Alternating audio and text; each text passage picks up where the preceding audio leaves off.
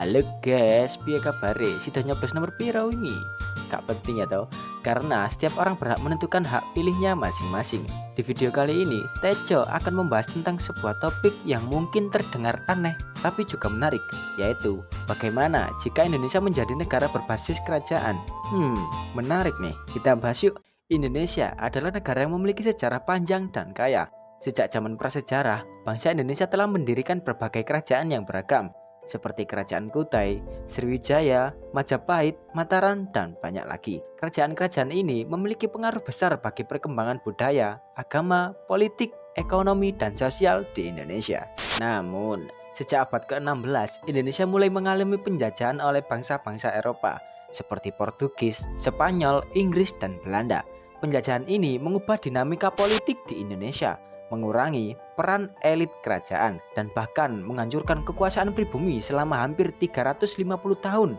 Indonesia berada di bawah kekuasaan Belanda yang dikenal sebagai Hindia Belanda. Pada abad ke-20, Indonesia mulai berjuang untuk meraih kemerdekaannya dari Belanda. Setelah mengalami perang kemerdekaan, revolusi, dan konflik politik, Indonesia akhirnya memproklamasikan kemerdekaannya pada tanggal 17 Agustus 1945. Sejak saat itu, Indonesia menjadi negara republik, yang berarti pemerintahan dipilih oleh rakyat melalui pemilu.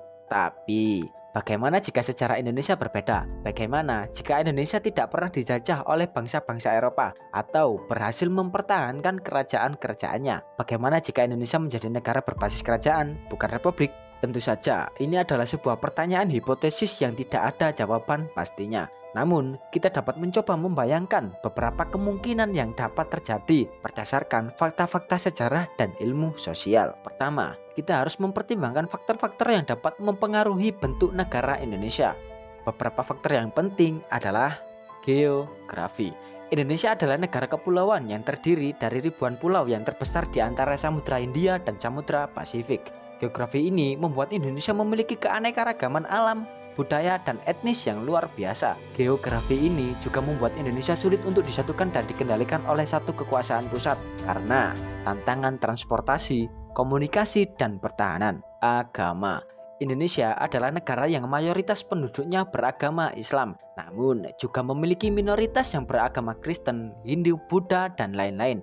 Agama memiliki peran penting dalam membentuk identitas, nilai, dan sikap masyarakat Indonesia. Agama juga dapat menjadi faktor pemersatu atau pemecah belah, tergantung pada toleransi, kerukunan, dan kebebasan beragama yang ada di Indonesia. Budaya.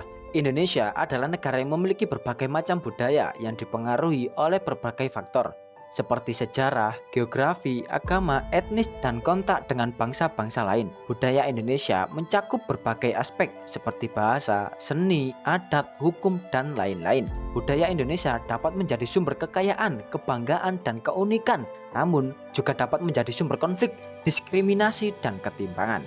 Politik. Indonesia adalah negara yang memiliki sistem politik yang kompleks yang dipengaruhi oleh berbagai faktor seperti sejarah, ideologi, ekonomi, sosial, dan lain-lain. Politik Indonesia mencakup berbagai aspek seperti pemerintahan, partai, pemilu, konstitusi, hukum, dan lain-lain. Politik Indonesia dapat menjadi sarana untuk mencapai kesejahteraan, keadilan, dan demokrasi. Namun, juga dapat menjadi sarana untuk menyalahgunakan kekuasaan, korupsi, dan otoriterisme.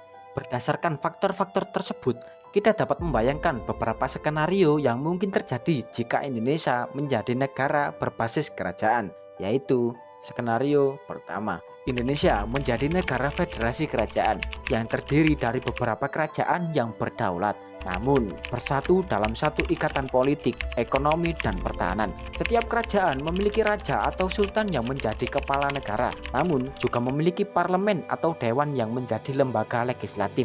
Setiap kerajaan memiliki otonomi untuk mengatur urusan dalam negerinya, namun juga harus mengikuti kebijakan bersama yang ditetapkan oleh pemerintah pusat. Pemerintah pusat dipimpin oleh seorang presiden atau perdana menteri yang dipilih oleh raja-raja atau sultan-sultan dari setiap kerajaan.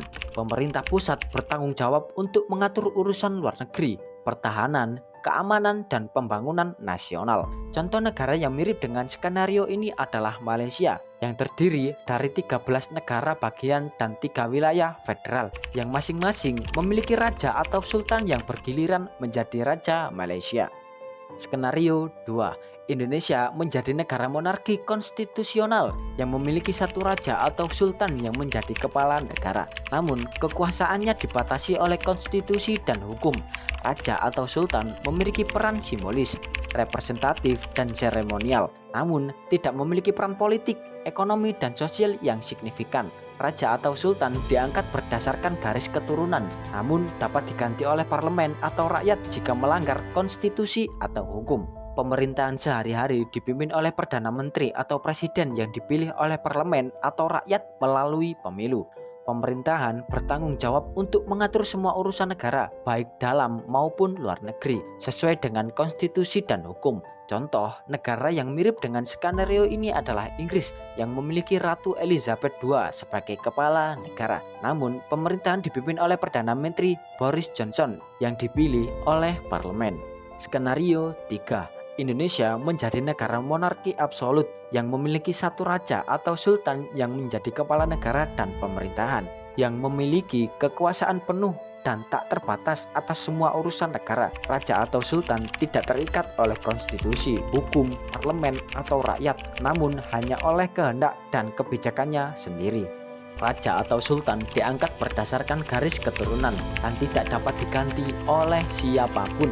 Raja atau sultan memiliki hak untuk menunjuk atau memberhentikan pejabat, membuat atau menghapus kebijakan, mengadili atau mengampuni, memerintah atau menghukum, dan lain-lain. Raja atau sultan memiliki peran politik, ekonomi, sosial, dan agama yang dominan dan dapat memaksakan kehendaknya kepada rakyat.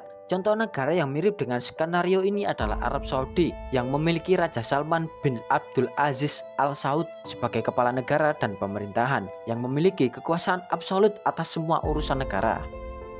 Itulah beberapa skenario yang mungkin terjadi jika Indonesia menjadi negara berbasis kerajaan. Tentu saja ini adalah sebuah spekulasi yang tidak dapat dibuktikan secara ilmiah, namun dapat menjadi bahan renungan atau diskusi. Mungkin segitu saja dari Tejo. Mungkin ada pemikiran liar lain yang muncul setelah menonton video ini. Tulis saja di kolom komentar, jangan sungkan-sungkan. Saya Tejo pamit undur diri, sampai ketemu di video berikutnya. Adios.